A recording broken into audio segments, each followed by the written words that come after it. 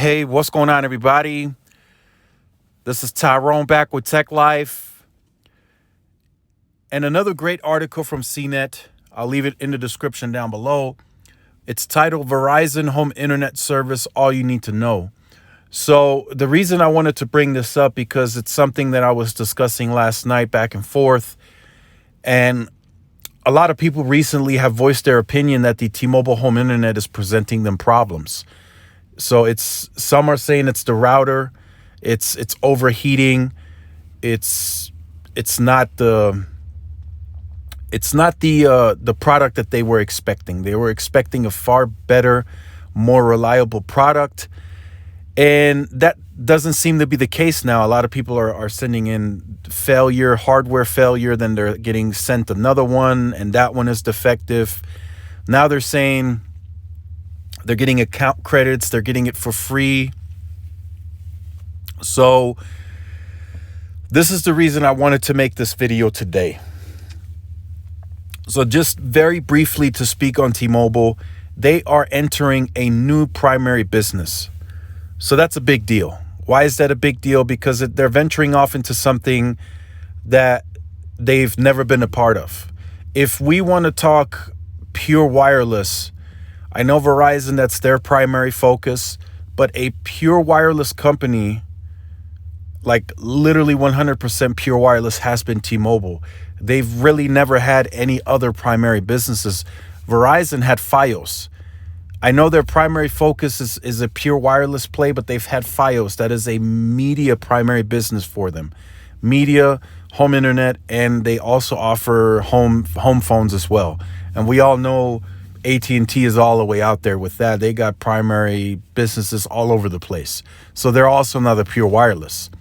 So T-Mobile is, until now, they're starting to branch off to monetize and add revenue. But they have been the pure wireless player, the only pure wireless player in the industry besides Sprint when they were still around. So the reason I bring this up because Hans Vestberg made a very great statement in a 30-minute segment, and I'll leave that video in the description so you guys could check that out as well.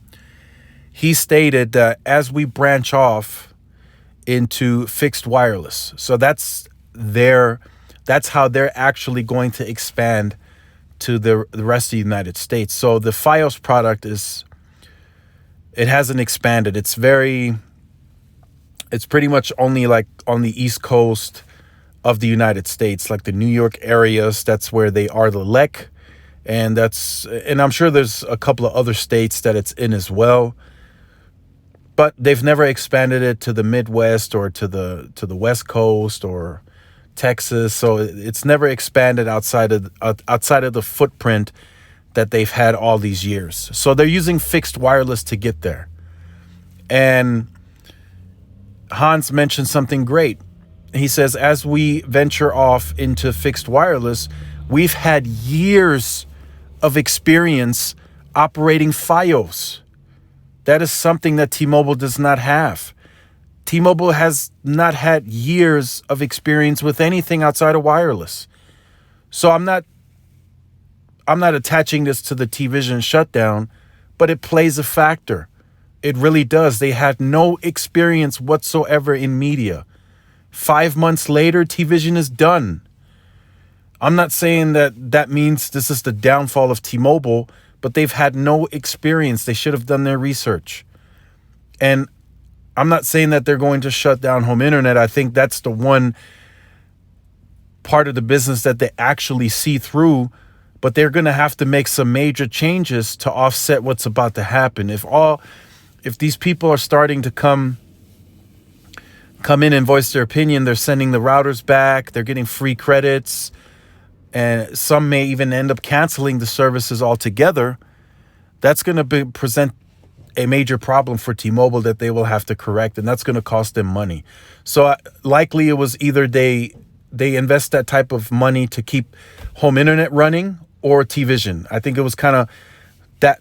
It kind of got to that point. They couldn't invest into both to keep them running and continuous improvements. So That's why I'm saying, in my opinion, Verizon's fixed wireless is going to be more successful because they've had experience in Fios. So they know the usage patterns. They've been running analysis with Fios. They know that the home internet user is more of a intensive user. They use more data at home. They stream more 4K. They stream more content versus wireless, period. So that's a big factor here. Verizon knows how to play the supply versus the demand. They know that they may need to reach out to several OEMs to have them make routers to meet the demand. T-Mobile is still not meeting the demand. I'm hearing people, they have defective units they're calling in. They have to wait 5 to 6 weeks to get another router. Who's going to wait that long? That means they have no internet for 5 to 6 weeks. Nobody's going to wait that long. That's a massive failure on their end. I'm telling you right now, Verizon is going to probably have several warehouses of equipment ready.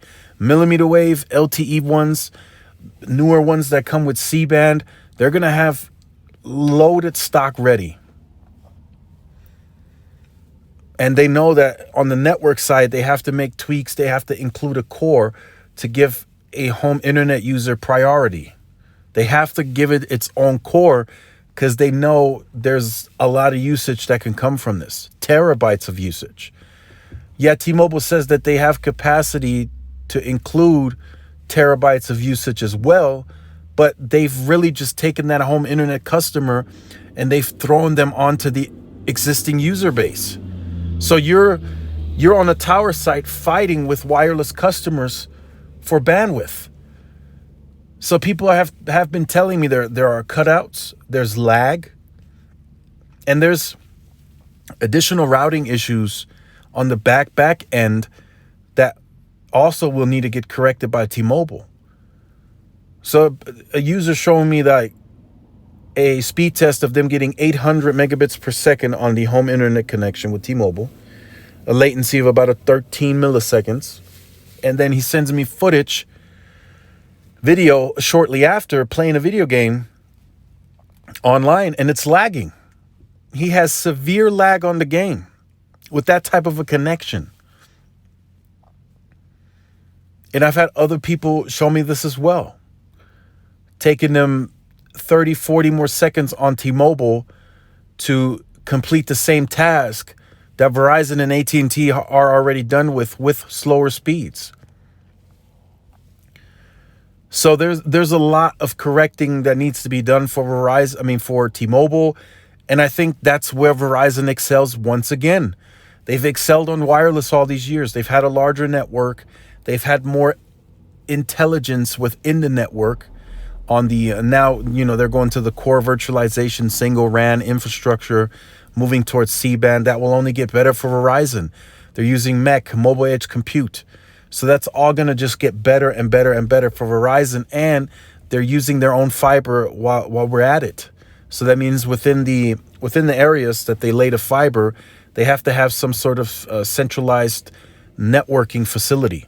So that's for those areas, that's all going to get better and better and better, and they're going to start seeing the pages load quicker, text messages sent much faster, MMS pictures.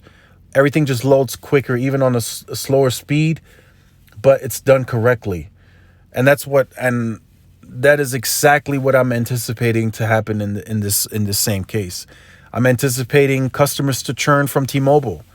Home internet customers, I'm expecting them to churn because it just wasn't done correctly. I think it was prematurely launched. I think they're trying to monetize too early. And I think they needed to wait until N41 was more at scale. Maybe even a little denser. I think they needed to incorporate some sort of core priority for home internet customers because they have the capacity. They really do. In areas where you're seeing 700-800 megabits per second on wireless, that's just too much capacity. I know it looks good on a speed test, but that's too much capacity. You have to monetize that. You have to. You absolutely have to monetize that. So home internet is completely understandable. But I think Verizon just does it the right way. I think they spend a solid amount, which they already said they do to get the C-band on air at scale. Then you create that separate core. You get that core added into your back end, and you make it a flawless experience. So your experience on your wireless device from, day in and day out, you go to work, you stream, make calls, and then you go from that into your home environment, and you make that a flawless experience. Now, that customer that has Verizon across the board for home internet, wireless, it's flawless. You go into your house, you stream all your 4K content, normal, no interruption. It works great. Again, with T-Mobile, that's not the case yet. I think once again, I do think they spend that additional investment to make that new primary business work. They cut T-Vision out because they knew it would be a money pit. They would have to invest software, programming fees. They would have to invest. Home internet, I think it's going to pay out, but I think they need to spend to make that a product that's going to be flawless, just as what Verizon's doing, to where you're not streaming 4K and it starts to pixelate and the quality's degrading. You don't want that as a consumer, and a consumer is kind of a savage when it comes to that, because the cable industry made the consumer savage.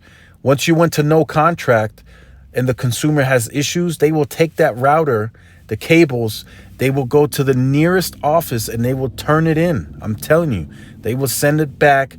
They will say, keep it, I don't want it, I'm going with the next provider. And that's what that industry has gotten to, because it's not such a hassle to switch, really. And that's what has been created, and that's what T-Mobile and Verizon have to deal with going into fixed wireless into the homes. So let me know what you think about this, how you feel. I do think Verizon, once again, they do it correctly. I think the equipment, the product quality, the quality control will be better handled by Verizon. I think they spend a little more to give you a much better router with better RF, just across the board, a better product. So let me know what you think about that in the comment section down below. If you have been on the channel or you're new to the channel and you have not yet liked, shared, subscribed, make sure you do so. Hit the notification bell so you are notified when I do upload content. Make sure to follow the social media outlets for more updates and interactions. Thanks again for watching. This is Tyrone with Tech Life, and I'll see you guys in the next one. Peace.